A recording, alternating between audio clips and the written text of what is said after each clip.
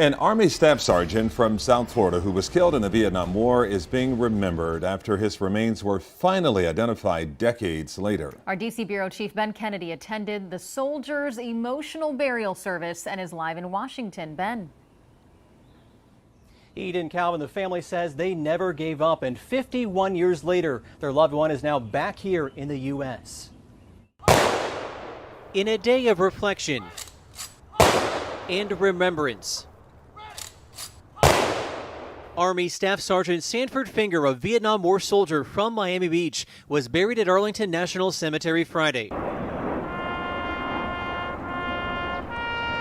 The 29-year-old South Florida native was killed during the Vietnam War, reported missing October 26, 1971, when his helicopter went down over water in bad weather.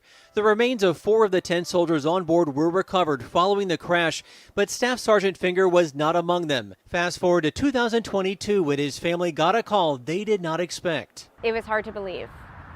You know, not that we had ever forgotten about him, but just the idea of him being found. It was a moment of disbelief and mixed emotions at the same time. Turns out Vietnamese farmers in the 1970s had found Staff Sergeant Finger's body and buried him. Time went by, they had passed. While excavating the area in Vietnam, bodies were discovered. DNA analysis confirmed it was the missing soldier, as 5 decades later, his family and the U.S. military honored him at his final resting place in Arlington, Virginia. If I was ever going to, represent and sacrifice for our country, I would want to be like him. I think the best way to describe him is unforgettable. It seems that after 50 years, the friends that he had made back in North Carolina when he was at Fort Bragg showed up today to honor him. The niece and nephews I spoke to say their uncle was an all-around good guy, someone they never met but heard just so much about.